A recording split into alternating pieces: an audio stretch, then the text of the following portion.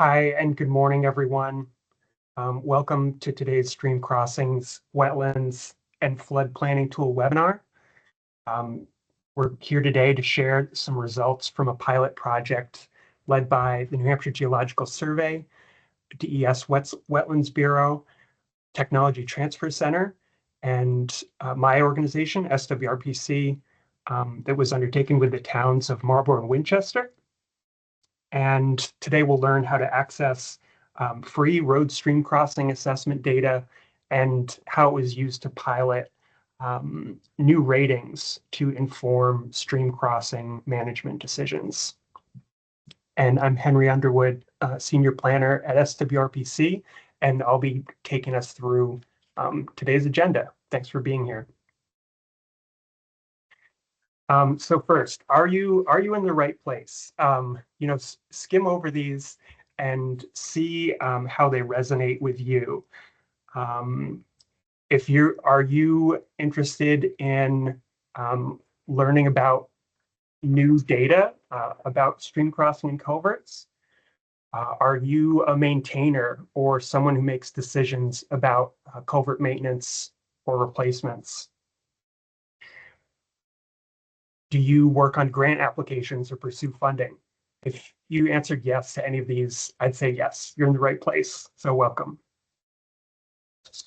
Couple of just housekeeping points for this webinar. This is different than a meeting, of course, where it's kind of a big discussion. Your cameras and microphones will be off for the duration of the session. We'd ask people to put questions as we're going through the content using the Q&A button at the top of your screen. And also to say at the outset, this session's being recorded, and we'll make the slides and contact information and recording and other materials available to everyone after the session via email.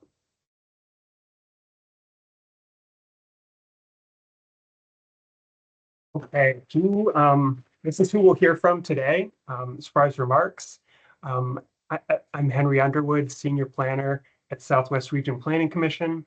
We're one of New Hampshire's 9 regional planning agencies and an association of our 34 communities. I oversee our GIS, Geographic Information System services. I'm involved with our emergency management planning and our transportation-related asset management work. And I've been involved with culvert and stream crossing assessments in our region since about 2014. Chris Dowd is SAID's manager at the University of New Hampshire Technology Transfer Center. SAIDS, or the Statewide Asset Data Exchange System, was established as a way to standardize how transportation-related data collection happens in New Hampshire. And it really includes everything from the training to hardware, software, methodology, hosting, pretty much you name it. And Brian Hauschild is a geoscience program specialist with the New Hampshire Geological Survey. He's been actively involved with Stream Crossing Initiative for the past 4 years. The New Hampshire Stream Crossing Initiative for the past 4 years, focusing on data management, technical support, and training. Brian works closely with state agencies, local communities, and others to improve the quality and accessibility of stream crossing data. And of course, this is pretty much at least what we look like if we're not on camera. Our agenda for today, we'll start with an overview of this pilot project, as well as learn what New Hampshire stream crossing data is and how to access it. Brian will share some remarks there. Next, we'll talk about how the Planning Commission was involved in the project. We acted as a liaison of sorts between Geological Survey and the towns of Marlborough and Winchester to gain their perspective and feedback on parts of this project that we developed. That led to somewhat of enhanced assessment for stream crossings that incorporates some of those local gaps. Chris will share about how that's starting to come together. And Brian will take us through the pilot flood planning tool and how that looks, how to understand the components. Finally, I'll do a brief local prioritization, give you an illustrative example of how to use some of the new information in kind of a prioritization decision. Again, ask your questions throughout the session in the Q&A. We'll try our best to keep tabs on those, and then we'll have hopefully 10 minutes at the end. So by the end, you'll know how to access New Hampshire stream crossing data. We'll learn about the role of wetlands in reducing vulnerability to flood events, how to contribute local knowledge about stream crossings via an assessment tool, and of course, how to understand the 2 new ratings to support prioritization and flood mitigation. Here's who's joining us today, at least as of maybe 2 days ago. There's maybe, as you'd expect, a cluster of folks joining from the Southwest region, and others from around the state, with about half of attendees being from a city or town. But of course, we also have state agencies and statewide organizations that are interested, regional planning commission staff, private firms, and others joining today. And just thanks to everyone for attending and joining today. Before I hand things over to Brian to do an overview of the project, I have 2 brief poll questions, which I'll launch, and they should appear on your screen or sidebar. One's asking if you've heard of the New Hampshire Stream Crossing Initiative and data before, just yes or no. And the second question is asking about your familiarity with the stream crossing data. You know, is this, you're hearing about it today for the first time, or is this something you already regularly use and contribute to? So take a moment to respond to those 2 prompts showing up on your screen. And I'll leave that open for a little bit longer and share the results, which should show up in the chat.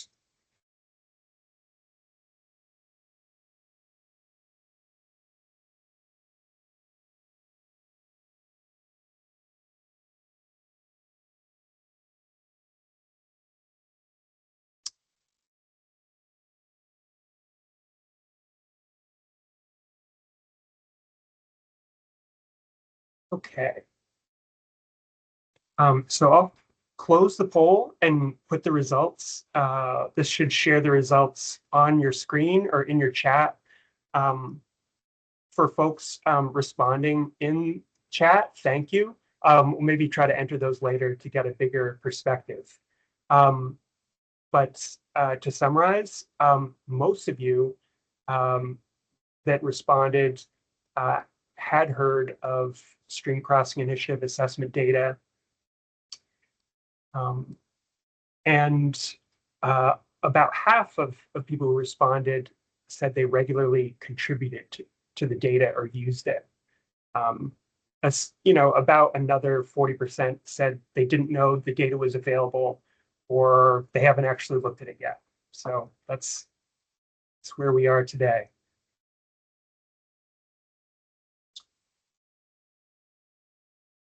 Great. Well, thanks for participating in that. Helps us know who we're reaching today. And I'd like to invite Brian to continue on and provide an overview of the project. Thanks, Brian. Excellent. Thank you, Henry. See if I can take control here.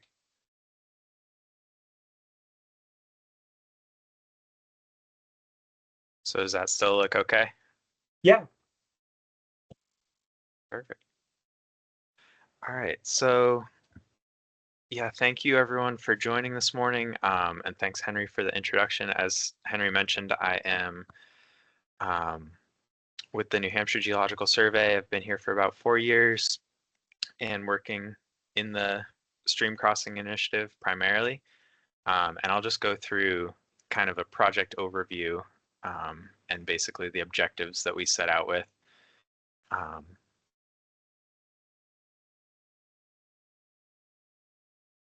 Is that going to work? Okay, there we go. So first and foremost, we really wanted to increase municipal engagement in the stream crossing data management side of things.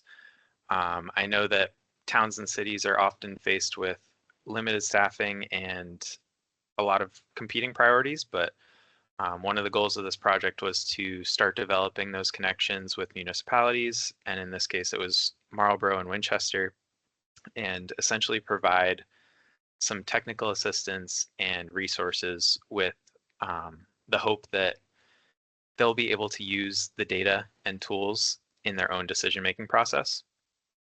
We also wanted to make stream crossing data more accessible and usable for public works staff, road agents, planners, emergency managers, and I'll talk a bit more about this, but we have this really expansive data set for stream crossings throughout the state that Henry alluded to, but before 2022, much of the focus was on stream crossing data collection, and obviously that's always evolving and it will need to continue to be updated, but broadly speaking, the goal has shifted towards how municipalities and regional planning commissions and any other organizations that are involved in stream crossings can effectively use this data for their own needs. We also wanted to support municipalities in documenting culvert conditions and flood impacts for disaster response and recovery. And another key piece of this effort was developing a way for municipalities to inventory their culverts in a more standardized way. And so we've come to learn that's a critical piece during disaster declarations where you need that before and after documentation of the flood. And it's also possible that many towns right now are relying on paper records for culvert inventories. So standardizing that in a way that aligns with what's already been done in terms of data collection was kind of the goal here, and hopefully that'll provide really good long-term value. And so I won't spoil it for Chris, but he's gonna basically walk through how we went about achieving that with that streamlined protocol that Henry mentioned. We also wanted to provide tools to help prioritize culvert replacement based on flood risk and wetland related benefits. And I'll expand more on that when I speak about the flood planning tool. And then lastly, we wanted to improve readiness when seeking funding for infrastructure upgrades. So again, this is a goal that's kind of getting at how communities can be more prepared when funding opportunities arise, and that generally happens through having organized and accessible data, which can hopefully make an impact in the decision-making process and grant applications, making that process easier. So I just wanted to highlight really quickly the difference between these two projects that are happening concurrently, because both of them involve prioritization of stream crossings, and they're both pilot projects. So what I'll be talking about today is the Southwest Pilot Flood Planning Tool, which is happening in this region in Southwest New Hampshire. It's kind of a small region. It's basically the 7 Huck 12 size watersheds that intersect the towns of Winchester and Marlborough. So it's a pretty small part of the state. But then on the flip side, you have this crossing capacity and prioritization model pilot project, which I think some of you have probably heard about, and that's happening in Southeast New Hampshire in the Piscataqua, Salmon Falls, and Merrimack Huck 8 size watersheds. And Polly Crocker is the lead on that project. She's been working to help finalize a very detailed and well-developed prioritization model that was developed by a PhD candidate at UNH, and they're trying to continue that work and use what are called RPC crossing navigators to help develop stream crossing project pipelines. So just wanted to emphasize that these are two separate projects, both in the region that they're located in, but also I think the scope of the project is pretty different, but we're working very closely with Polly and her team to move towards like an aligned and scalable approach to culvert prioritization, and trying to figure out the best way to use this data so that the lessons that we learn can help inform. Oh, Polly had a message in the chat. She might have corrected something I said, but we're looking to basically look at how we can move towards a consistent statewide approach at some point down the line. So just continuing with the project overview, this was administered with grant funding from an EPA Wetlands Program Development Grant. The project partners, Henry already mentioned, NHGS Southwest, UNHT Squared, and then the towns of Marlborough and Winchester, and DES, the Wetlands Bureau, was also involved in the project. And I'll just highlight again that both of these tools are pilot tools and resources, which means that we're open to hearing your feedback as these continue to evolve. All right, so I'll kind of switch gears to talking about the Stream Crossing Initiative to sort of set the context of where this project fits into the broader stream crossing work across the state. But essentially, the New Hampshire Stream Crossing Initiative is a multi-agency group that's dedicated to aligning resources and improving management of stream crossing infrastructure across the state. And it was formed by Shane Chickey, who's now the state geologist with the New Hampshire Geological Survey, in the early 2010s after a series of major floods. There was the Mother's Day flood in 2006 and Patriots Day flood in 2007. But there was a particular flood in the town of Alstead in 2005 where a culvert blew out and sent a wall of water downstream, which tragically resulted in the loss of life. So the state was basically tasked with bringing these state agencies together to assess all of the culverts and bridges across the state. And obviously DES and the New Hampshire Geological Survey are primarily concerned with flooding. DOT would be concerned with structure condition, roadway safety. Fish and Game is focused more on aquatic organism passage and habitat connectivity. But over the years, since the early 2010s, there's been many, many groups that have contributed to the collection of stream crossing data. So I think all the RPCs have been involved at some point. Lots of nonprofit organizations like Trout Unlimited, Green Mountain Conservation Group, Nature Conservancy. But yeah, basically bottom line, it's been a major group effort to gather all of this data about stream crossings.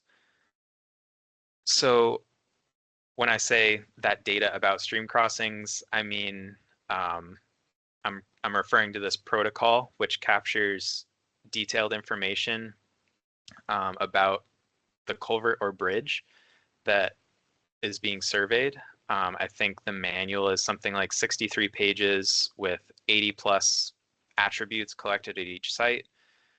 Things like structure dimensions, water depths, bankful widths, erosion. And as of this year, there's been approximately 80% of the state stream crossings that have been surveyed under this protocol. And I think that level of coverage represents a really significant investment. And that's why we're now focused on translating that data set into real world applications. And so I'll just quickly mention how the stream crossing data is processed. And it basically starts with field teams collecting the data with iPads at unsurveyed sites, and then it's reviewed for accuracy and completeness using the photos that they take at the site. And then it's scored for geomorphic compatibility, which is essentially how compatible that structure is with the stream. Aquatic organism passage, if any aquatic organisms would be able to pass through without running into barriers. And then finally, hydraulic vulnerability, which uses a model to predict whether a culvert will overtop or pass storm flows at certain storm intervals. And then once that's all done, it's publicly hosted on the New Hampshire Stream Crossing Initiative data viewer, along with the photos that are taken. So I'll just talk about really quickly how to access that data, since it is a public viewer. And if you're not aware of the stream crossing data, it might be kind of difficult to find. But basically, if you were to just Google New Hampshire Stream Crossing Initiative and then navigate to the data viewer tab on the website that's shown in this slide, you'd be able to find the New Hampshire Stream Crossing Initiative data viewer. And I'll just note that we are revamping that viewer in a new platform, but for now it brings you to the current data viewer in its current form. And in its current form, it's a little bit difficult to export just the raw data. So I just wanted to point everyone to this other resource where you can go in the NHDES geodata portal, and you have the SAID stream crossing assessments. You can basically download the data as a CSV or a shapefile to use it in your own needs or your own uses. So yeah, now I'll pass it over to Henry to talk about the input from municipalities.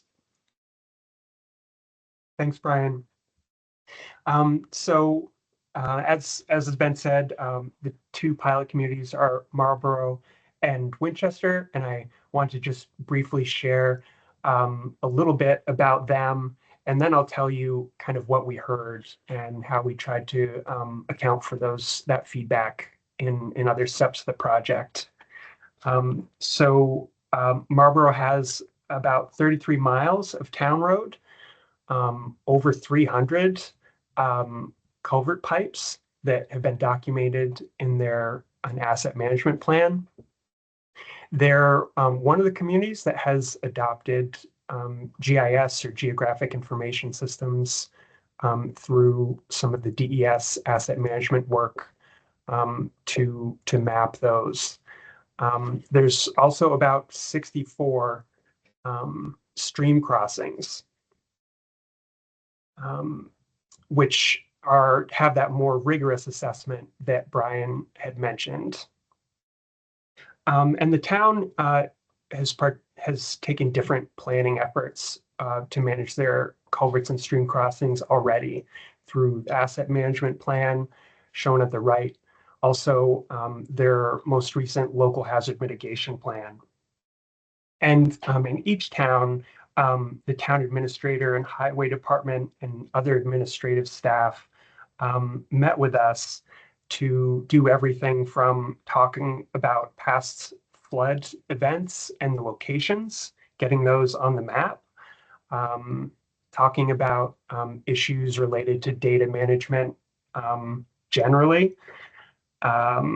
We also got into what both communities would like to see in a streamlined or really a supplemental assessment to make the stream assessment data a little more actionable for local planning.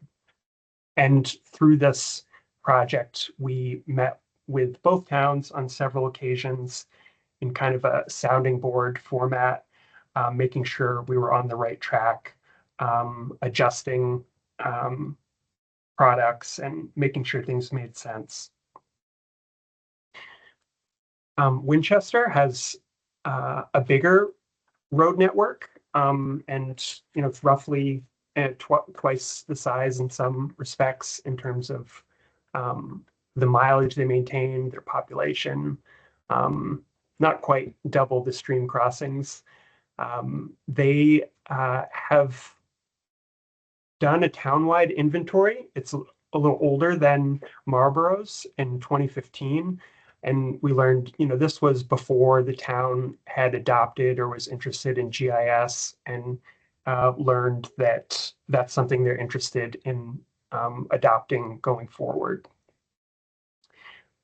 Like Marlborough, they've documented some of their priorities for replacements or improvements in their local hazard mitigation plan.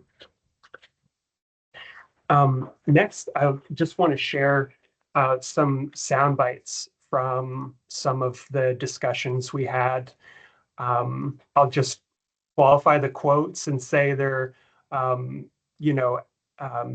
as I remembered them in some cases. What struck me is that what I heard from Marlborough and Winchester is similar to what I hear in most towns that I visit. But in grouping some of the feedback we received, the first kind of comments were about planning. Like I said, they both feature prioritization and planning for stream crossing and culvert improvements in their local hazard mitigation plans. They both have struggled in some ways to keep assessment data both current and accessible with or without a GIS system. In the case of Marlborough, there was, a key takeaway for us is that the town had adopted or had created an asset management plan, and there's a real desire to leverage that work by connecting the New Hampshire Stream Crossing Initiative data with their local municipal planning layers developed during that project.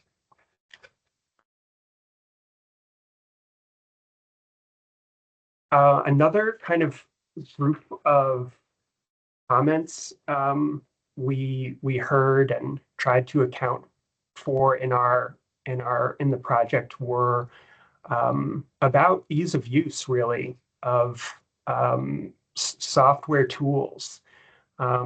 They've both had experienced issues with really, data not showing up as expected or being as accessible to everyone that wanted to access it. We heard and even did a pilot kind of complete assessment in the field that full stream crossing protocol, of 80 plus fields is a very ambitious task, for, their current staffing. And again, there was an interest in linking town data with the state data.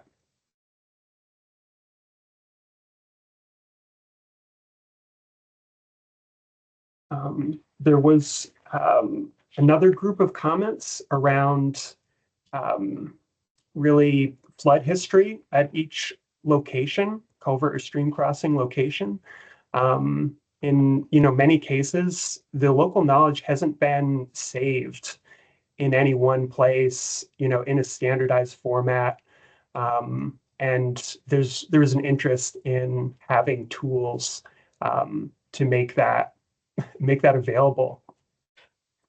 We did find that a database that's currently maintained by the New Hampshire Geological Survey, the Flood Hazards Geodatabase, was helpful and mostly up to date, but historically, things haven't been always specifically mapped. Hearing about things many years after the fact, and we went through the process of making changes during our meetings. And just to highlight one flood history pain point that came up was around beaver activity and flood events related to beavers. We kind of quickly and learned many times how the current assessment, it accounts for beaver activity relatively close to structures, but it's pretty often that problems happen with beaver activity far upstream. And that, again, there's kind of a gap in capturing that in any one place. With any planning project, it's always helpful to arrive at a budget for your plan at some point when you're talking about infrastructure projects. And we noted going into this that information was not readily available. And we kind of were fortunate enough to work quickly with VHB on a very small project to create preliminary cost estimates based on the stream crossing initiative data. It's based on kind of roughly 3 different types of improvements: a concrete pipe, a concrete box structure or a bridge span, and then the widths that come from the assessments, either the existing widths of the openings or information about the widths of the stream channel to consider what size would be appropriate.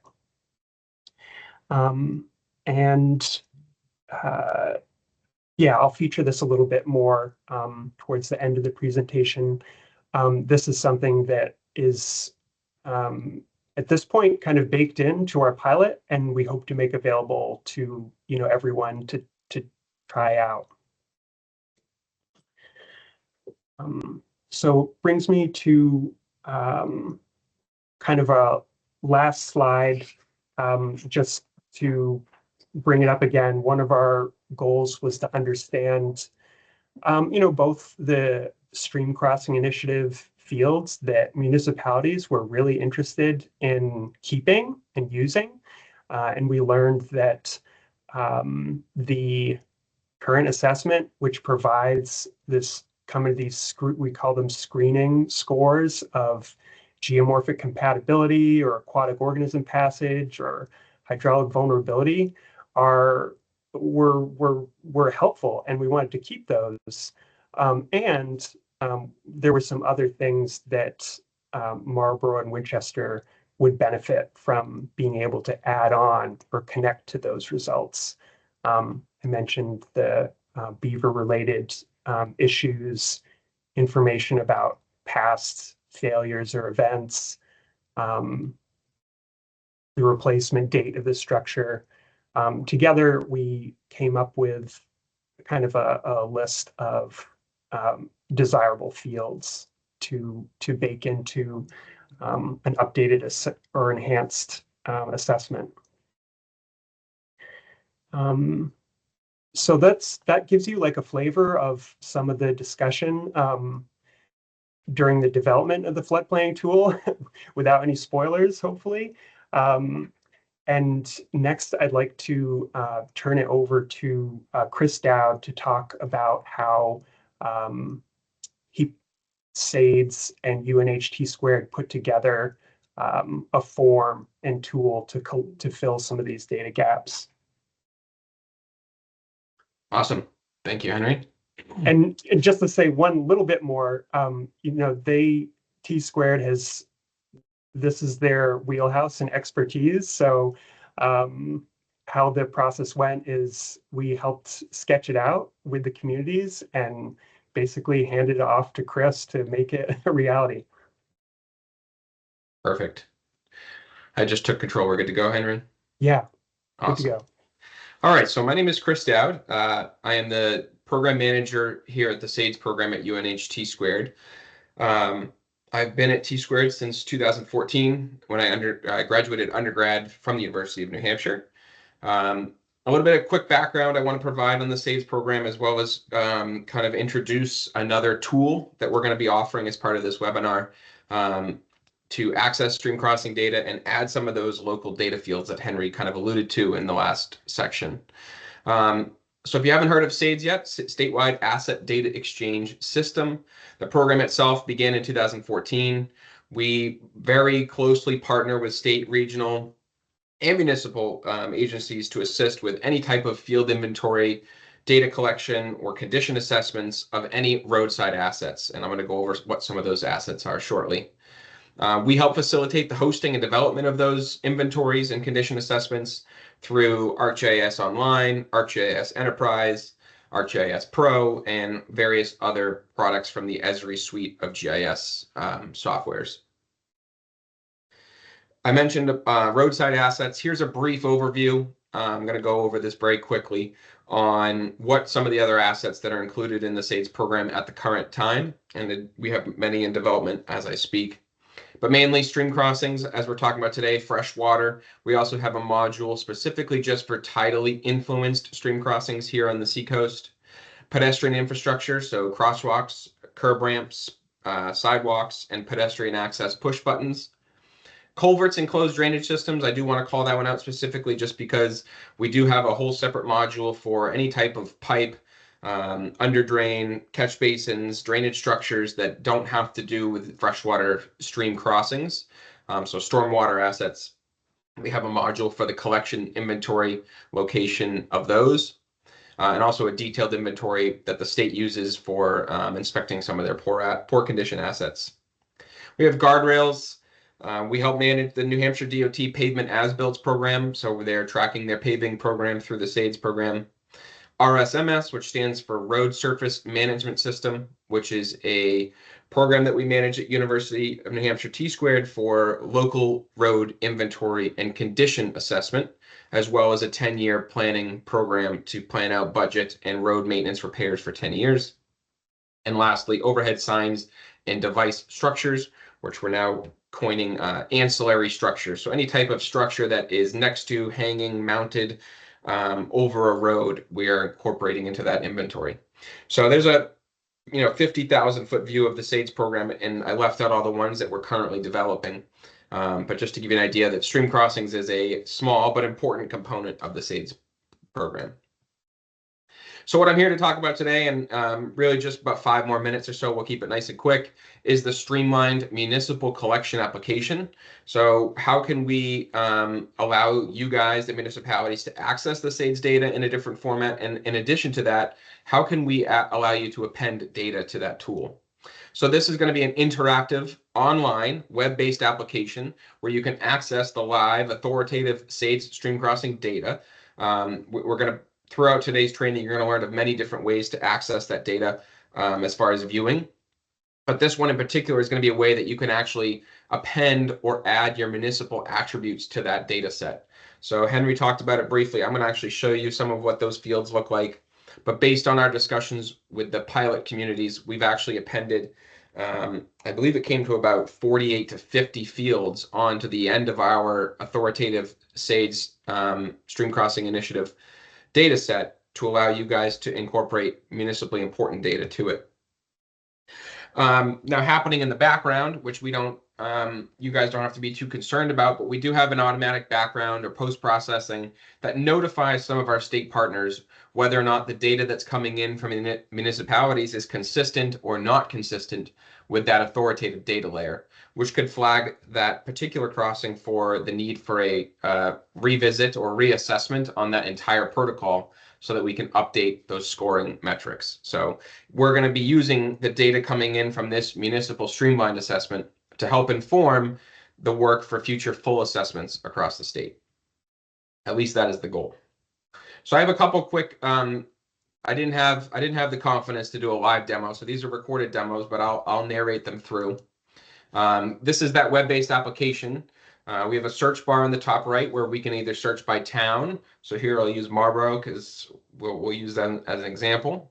We can pan and zoom right to Marlboro, scroll, pan around, and find a crossing that we'd like to add municipal data to. On the left-hand side, we can see all of that authoritative data I was talking about. Now, this is live SAIDS data, so as things are updated by other state partners, you would see that updated information here show up on your application.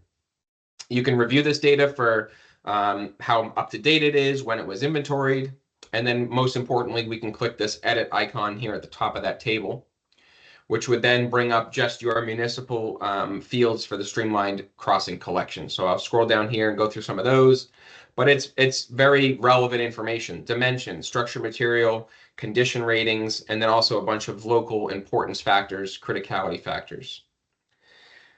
Another demo here is another way to find things. If you're finding a crossing on the NHCI viewer and you get a SAIDS ID, so in this situation 7735, you can simply just type in the SAIDS ID of the crossing in question and it will highlight that particular crossing.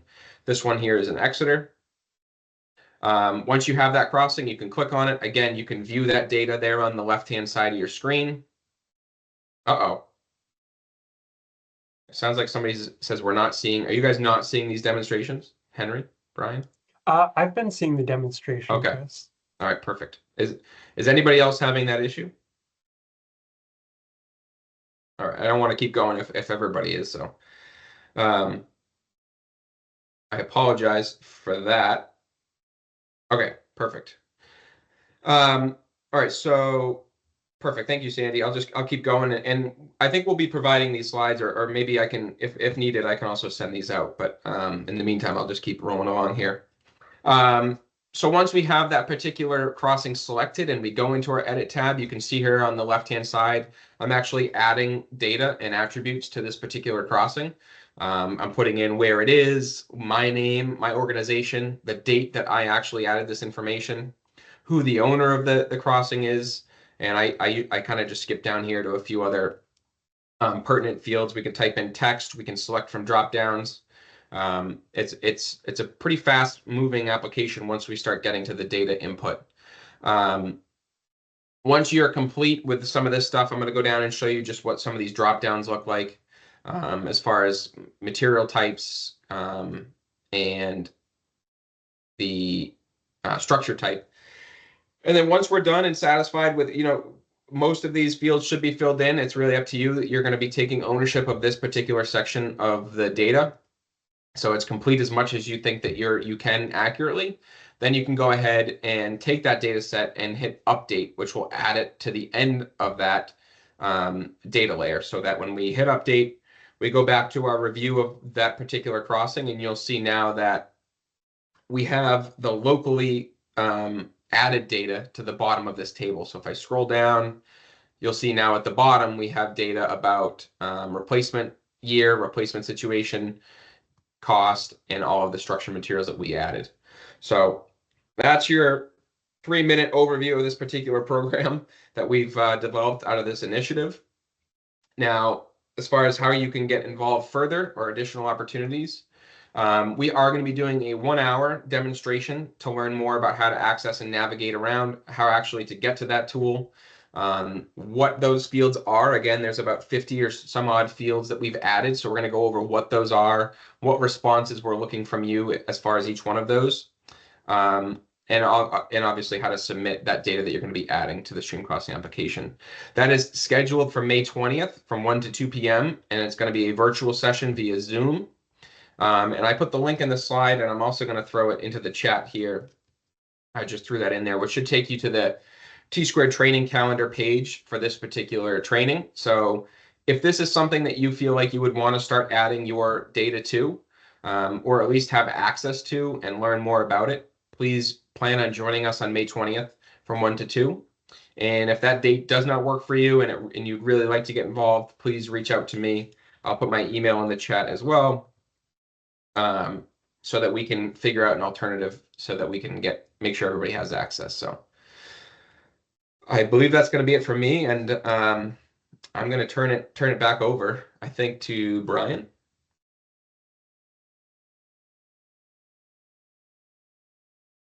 Great. Yeah, thank you, Henry, or Chris. That's all. All right, so Hi again, everyone. I'll be talking about the Southwest pilot flood planning tool that's been mentioned a few times in a little bit more detail. And I'll go ahead and take control here. So essentially what this flood planning tool, the Southwest pilot flood planning tool, is aiming to be is a decision support tool for communities to identify, visualize, and compare stream crossings within the watershed and pick out opportunities for flood risk reduction. And I just kind of wanted to set expectations that this is a screening level planning resource. It's not a regulatory map at all. It's not a replacement for engineering, and obviously not a prediction of exactly when and where flood extents are going to be, because as we all know, that's pretty hard to predict. And again, I'll just mention that this is in a small area in Southwest New Hampshire. We don't currently have plans to expand it to other regions of the state, but we're still certainly interested in hearing feedback from anyone about what's working and what's not working in this pilot project. So how is it meant to be used? I think ideally we'd want it to be useful for identifying crossings that are particularly vulnerable to blockage from debris, erosion, and potentially overtopping during flooding events. It should, with this being a tool developed for the wetland EPA wetland development grant, program development grant. We also wanted to highlight culverts that have upstream wetlands that are helping to attenuate flooding. And so on those 2 points, we developed these score outputs, which are called the blockage/erosion score and the wetland conservation score. And I'll talk about those 2 things in quite a bit more detail in a second. The tool can also be used to flag property isolation risk. So if a culvert were to wash out and there's houses down the road that are then stranded from accessing emergency services because there's only one egress on that road, you can quickly see which ones are particularly vulnerable for that. And then I would say ultimately it's meant to be a support tool for capital planning, asset management planning, potentially used in grant justification, and be used as an early screening before you get to that engineering phase. So as I just mentioned, this is the wetland conservation score. And the objective of this score was to identify all the culverts with high quality wetlands upstream of that culvert. And I'm sure most of you are aware why wetlands are so important, but I'll just quickly talk about some of the benefits of wetlands. So first we have flood attenuation. And this was kind of the primary element that we were looking at in the score, but essentially wetlands are really great at storing floodwaters, promoting infiltration, and then gradually releasing the water. And as a result of that, they are really good at reducing downstream peak discharge. So that's a major benefit to wetlands. And then related to that, they're also great at erosion reduction during high flows and being able to stabilize the banks. And they can also improve water quality by trapping sediments. They're also a key part of the ecosystem, especially in New Hampshire, where we have tons of wetlands across the landscape, but they're critical pieces for supporting critical aquatic habitat. So I'll go through these fairly quickly because there's quite a bit more information about them on the sidebar of the flood planning tool itself. But these are the components that went into the wetland conservation score. And the first 5 are derived from the National Wetland Inventory, or NWI+, as it's often called. And that's a GIS data set from the US Fish and Wildlife Service. It's a national data set of surface water that has information about wetland types and the certain attributes that go along with those wetland polygons. So first off, we have surface water detention, floodplain wetland designation in the NWI+, which is basically how much space there is for the water to spread out during a flood. And then stream flow maintenance, or kind of the gradual water release that I talked about earlier. You have bank and shoreline stabilization, which is related to the erosion reduction piece. The combined upstream wetland size, so generally larger wetlands are better at providing storage capacity. And then we are also looking at impervious surface cover within the contributing watershed. So that's kind of a measure of the infiltration potential moving towards that site. And then finally, we had the Fish and Game Wildlife Action Plan Tier 1 habitat. So if that wetland was considered Tier 1 habitat in the Fish and Game Wildlife Action Plan, then presumably it's providing some really good ecological value.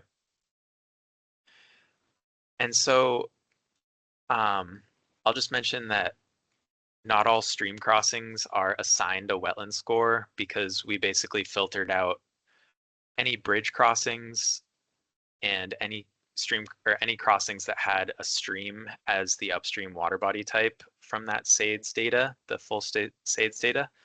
And that's because we were looking at culverts that were holding back wetlands. So a culvert with a high wetland conservation score indicates a high quality wetland that's being preserved upstream.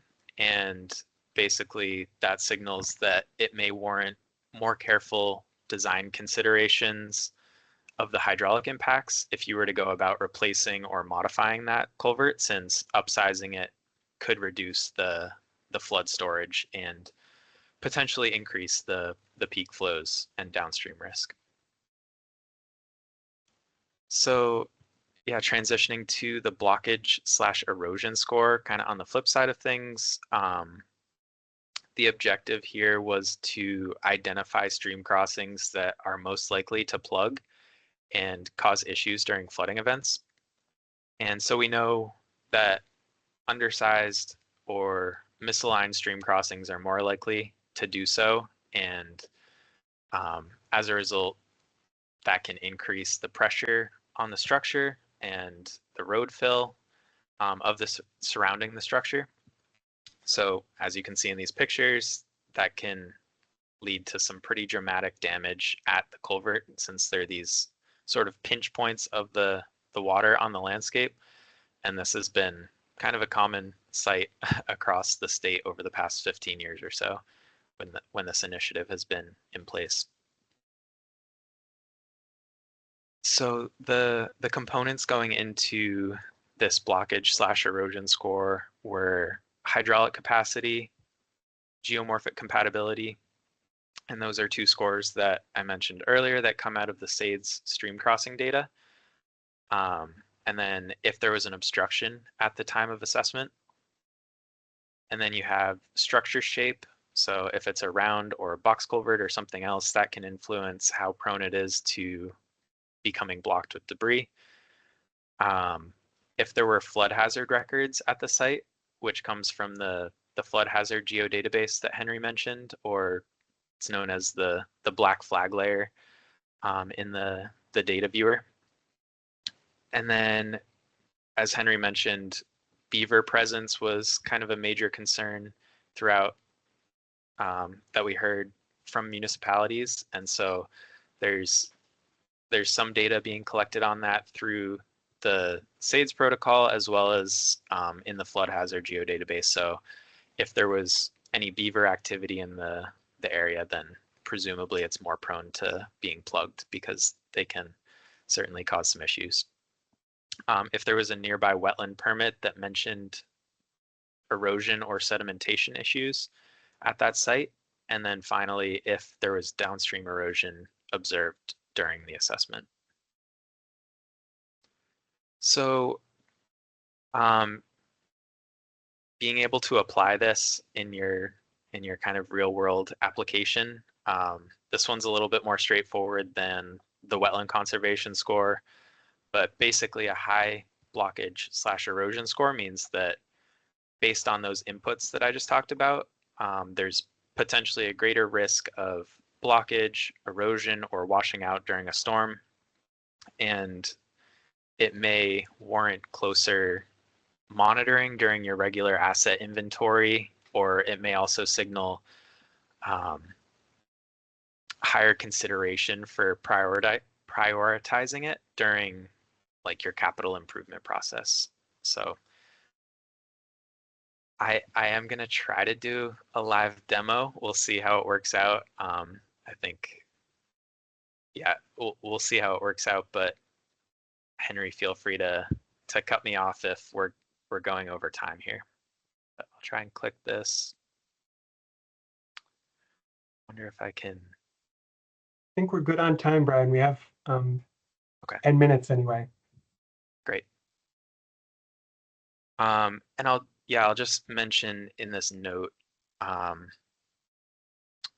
just wanted to emphasize again that this is a pilot project in a small part of Southwest New Hampshire, and the goal is to, ideally continue providing technical assistance to municipalities when possible, and kind of as these projects continue to evolve, to keep working towards that goal of making this data accessible and useful for public works staff, water resource planners, and emergency managers.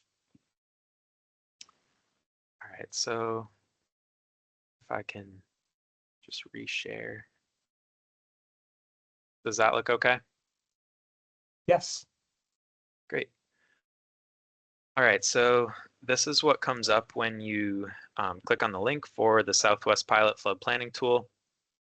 And as you can see, there's this sidebar, which gives quite a bit more information about the background.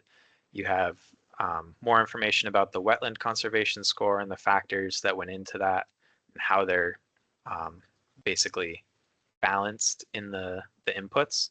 The blockage and erosion score, same thing. So you can scroll through that if you're looking to really dive deep into what's went into this. But basically, I would suggest going over to this map layers icon, and then you basically can see all of the layers that you can turn on and off in this flood planning tool. Right now, it's just showing the wetland conservation scores in blue and the blockage and erosion scores in red, darker meaning higher score. So you can toggle off the wetland conservation score, and now you're just seeing all 700 or so stream crossings throughout these 7 HUC 12 watersheds in the project area. And generally how I would suggest using this is to go over to this filter and then filter down by town. So for instance, if you were to be looking at Chesterfield, it zooms right into all of the stream crossings in Chesterfield, and then you can narrow it down even more by selecting municipally owned roads or structures. And then if you're just worried about culverts, you can narrow it down even more. And then generally, people are looking for the culverts in kind of the worst condition. So this is a measure in the SAIDS data. But if you were just looking at structure conditions that are fair or poor, as well as either the inlet or outlet being fair or poor, you can kind of narrow the selection down a bit more. And now you're left with this handful of culverts in Chesterfield. And then you can also toggle over to this query tool to highlight the crossings that are thought to be potentially isolating residents if they were to wash out. So if I was to apply this, you can see it highlighted these 8 or so crossings or 7 crossings in Chesterfield that met all of these criteria. And they're also, if they were to wash out, they'd be potentially stranding residences. So that might bump it up on your prioritization scale. So just zooming in here, this particular crossing, you can click on the point, and then you have a pop-up saying that this has a blockage and erosion score of 61. And it's estimated that if it were to wash out, there would be 15 residences up the road from this that would then be isolated. And you can see the breakdown of all the scores that went into it. This particular one would overtop at the 25-year flood, according to the Streamworks model that models hydraulic vulnerability. And you can see all the other inputs for that. So I'll just go ahead and clear the results there and then reset these filters. So it zooms back out to the full project area. And the other thing that you can see here is this wetland permit query. So this would highlight all of the crossings that have an associated DES wetland permit. And so if I were to apply that, you can see it's highlighting all of the culverts that are presumed to have a wetland permit associated with them. So it can tell you a little bit more about the maintenance history, or if it's been replaced at some point. So you can click on a feature, and then it zooms into the SAIDS ID 387. And so you can click on the point here, and it lists this wetland permit link. And then it brings you to the DES wetland query page, which states that back in 1998, there was a permit submitted to remove a failing culvert with one of equal capacity. So you can kind of use that to quickly see what might have happened with that culvert historically. And I'll just stick with this example for a moment. This is in Richmond, New Hampshire. So this is looking at a cluster of culverts. And if you can't quite see this flow line here, the flow is moving from east to west through downtown Richmond. And it's obviously all within the same watershed. And I think this is just a really interesting example because it hits on a few points that we were trying to exemplify with this flood planning tool. So you have several of these culverts that are kind of acting as partial controls in the watershed. They're undersized and holding back these wetland areas, which is helping to attenuate the peak flows, as I mentioned, or like slow down the water as it's moving across the landscape. And so if these were to be upsized and pass water more efficiently, the peak flows would then be potentially concentrated downstream towards this crossing 23,916 that's already considered vulnerable to overtopping. So I guess I'll say the wetland conservation score doesn't necessarily mean don't replace this culvert. I think it just means that we want to be a little more cautious and consider what hydraulic functions might be happening in the watershed context. And so it's essentially kind of telling you that any actions that are taken at this site should happen in coordination with downstream sites, and this might need to be kind of like a phased improvement process. And this one's also kind of particularly interesting because this is a state road. You can see the ownership of this culvert is a state highway agency, and just downstream is a town-owned structure. So this would definitely require coordination between the municipality and state asset planners. So basically the bottom line with this particular example is that culverts can't really just be managed site by site. It has to be within the whole context of the whole watershed. And I think this was an example that really exemplified that. So I'll also mention, I think Henry mentioned this earlier in the presentation, but you can also see no cost estimate for this crossing. So it's only in Winchester and Marlborough that VHB provided those cost estimates. So if you were to click on this, you can see the breakdown of those cost estimates. And I don't know if Henry wants to talk more about that or if we want to leave it there, but I can pass it back over to Henry.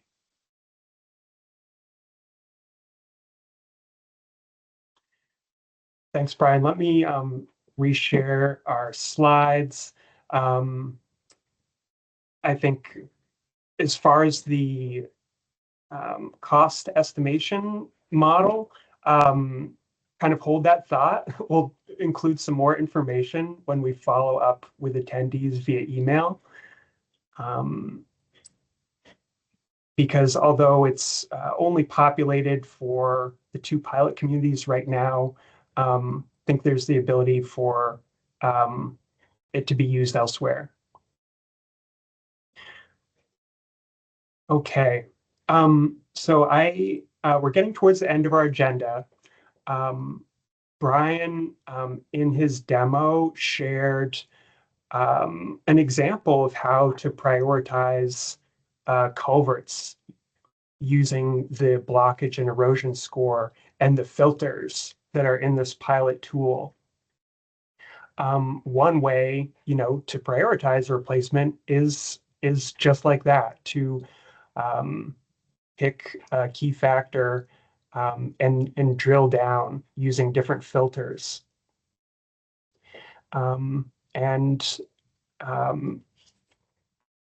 Brian got down to a relatively small number of crossings. You basically conceptually save those out in a list, sort them by the blockage erosion score, for example, and that becomes somewhat of a ranking of maybe what to go after first. But what happens when you want to take into account some other factors? Offering just a serving suggestion to start that discussion. In the example on the screen, there are 4 factors that would become part of a prioritization or ranked list to discuss at a committee meeting, a department, you name it. And this one features the pilot tool result, a blockage erosion score, some existing data, structure condition, and then 2 local factors, which were available in one of our pilot communities, traffic volume and importance. And these have some history in that they're available through other T-squared planning initiatives for pavement in many communities around the state. So to take this route to prioritize or create a ranked list with 4 things, in my example, the first step is to decide on a scheme. So everything is weighted to a normalized score.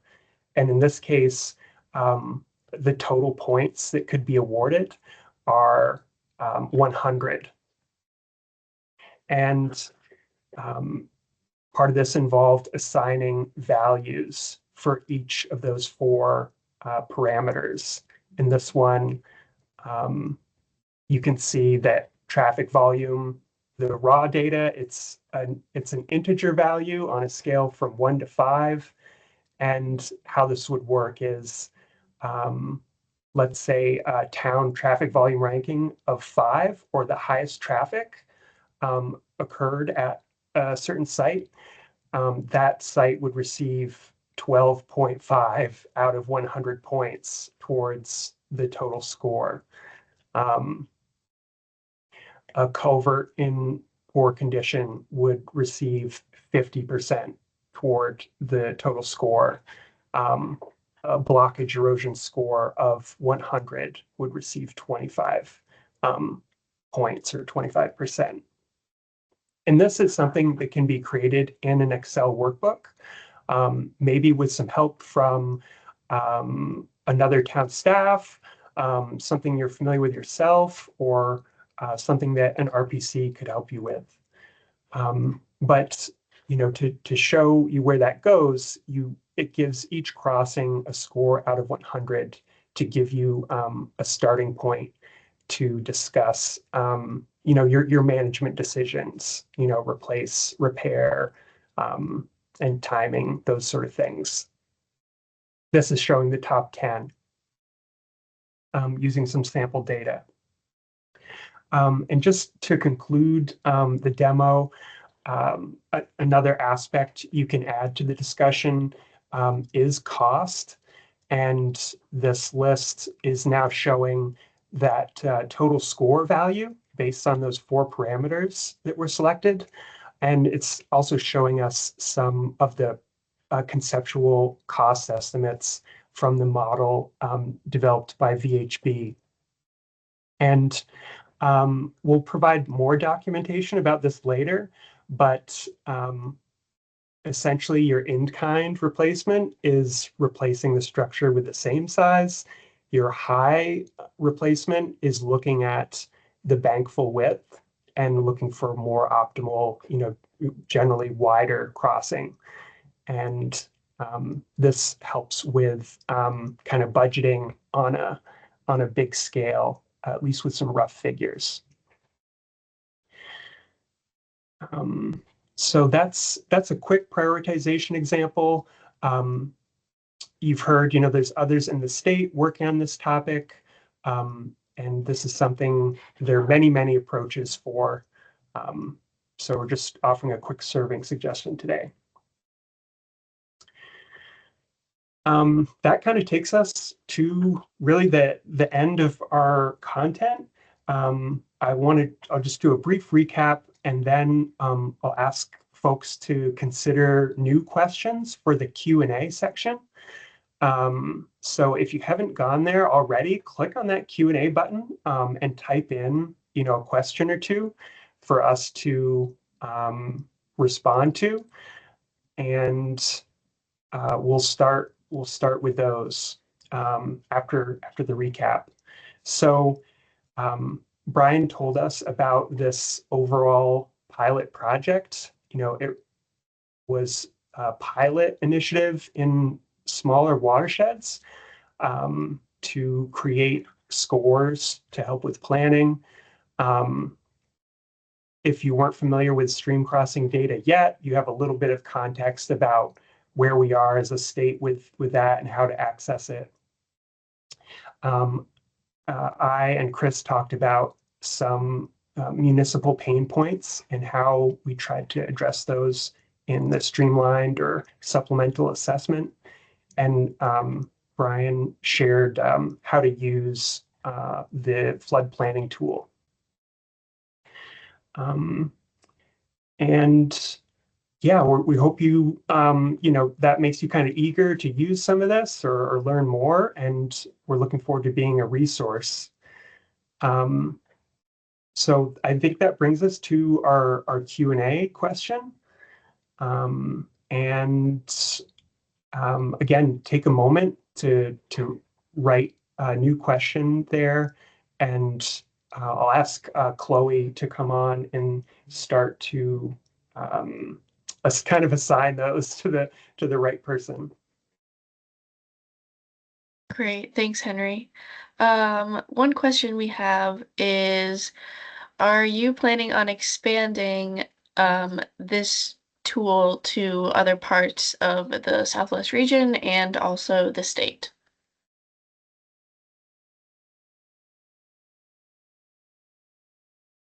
I can start on the question. I think there's a few parts to this we should be clear about.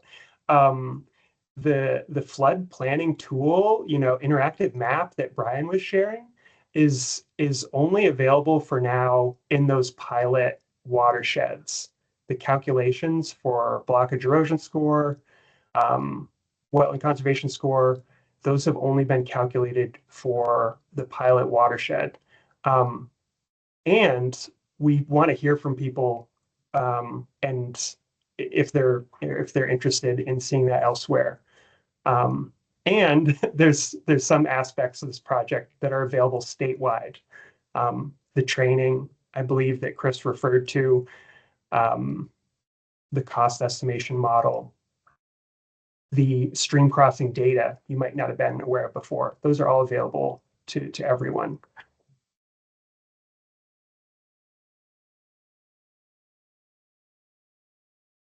So if another town wanted to have this work done for their town, how would they get involved and who would they reach out to?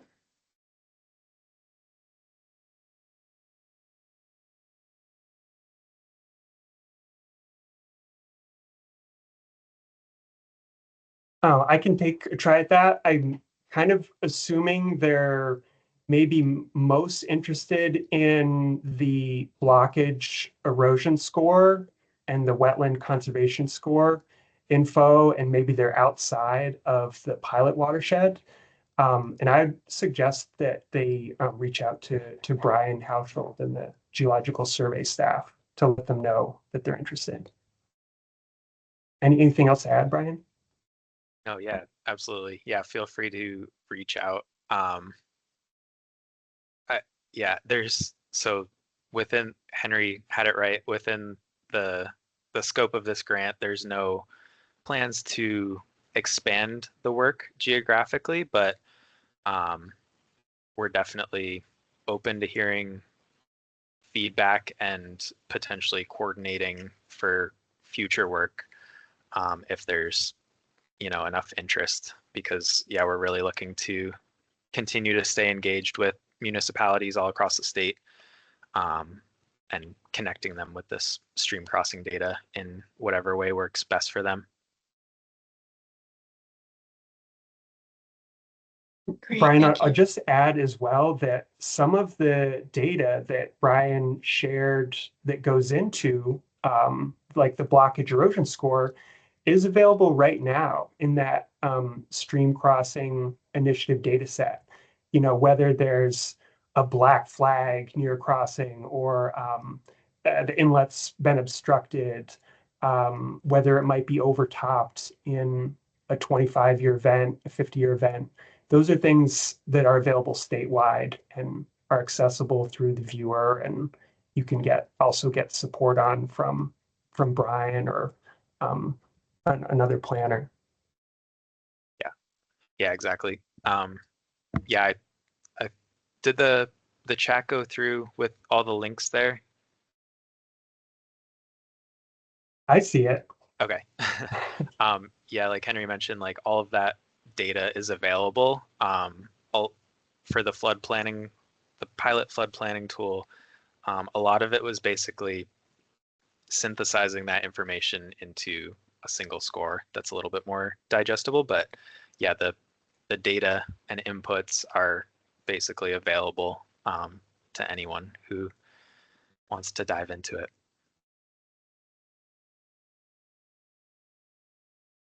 Great, thank you. Another question is, has there been discussion on if or how these scores will be integrated into the wetland permitting process and evaluation of impact, especially if they conflict with engineering studies on hydraulics and wetland scientist professional evaluations? I would say that is an ongoing discussion with our Wetlands Bureau, where we're sort of continuing to iron out how exactly this can fit into the wetland permitting process and how it would work best for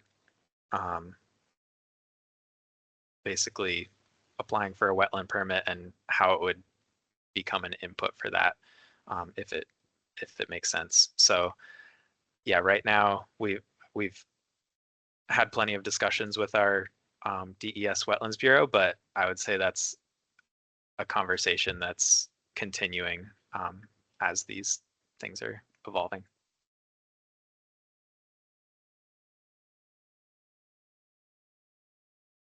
Great. How did you calculate the resident isolation risk? So, yeah, that was born out of basically a GIS analysis and like basically using the road network and trail network to detect or identify which culverts were disconnected from the main stem of the road network. So once we were able to identify that, we used a method to count how many parcels using the parcel map that's in the Southwest Pilot flood planning tool, and get a fairly rough estimate of how many parcels were predicted to become isolated in the event of a washout. And we have kind of like an internal document explaining that. So if you're interested in that exact GIS analysis, then feel free to reach out and we can connect more about that.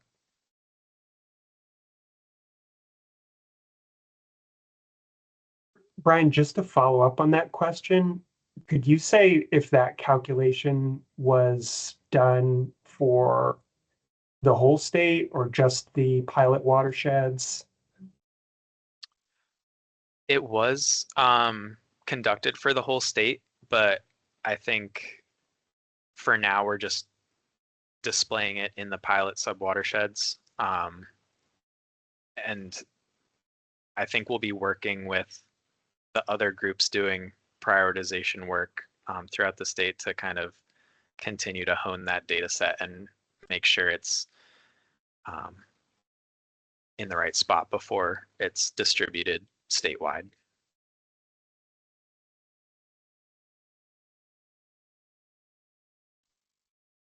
A question that we had in the chat is there a write-up associated with all of this work, or is it all located in the mapper?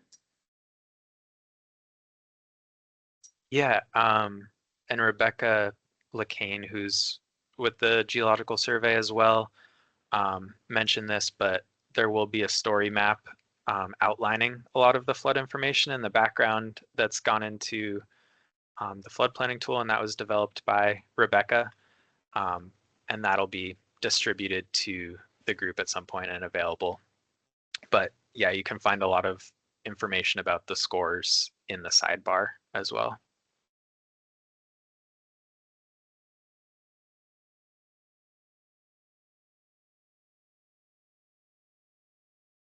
And it looks like Chris responded to a question, and the T2 training in May is available to all municipalities, so that is great.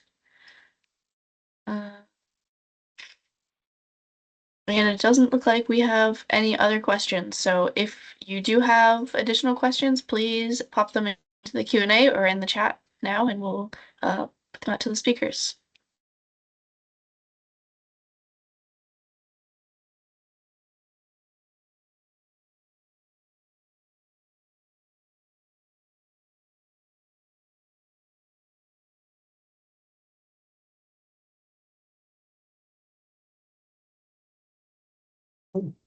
Oh, I'm not hearing any other questions, so we can move on and wrap things up. It sounds like people want us to finish on time. Yes, Scott, there will be a recording available of this session, which everyone will receive in an email. Don't have the timing for you on that right now, but we'll provide a link to the recording, the links that were shared, the training date that Chris mentioned, the question and answer responses, probably some other goodies as well. So please look out for that and forward it on to any others you think might want to have a look. So look out for that, and please reach out to us with any questions or feedback. I also ask people to stay for just a moment longer to give us a short evaluation of today's session. We really appreciate your time, investment in coming, and want to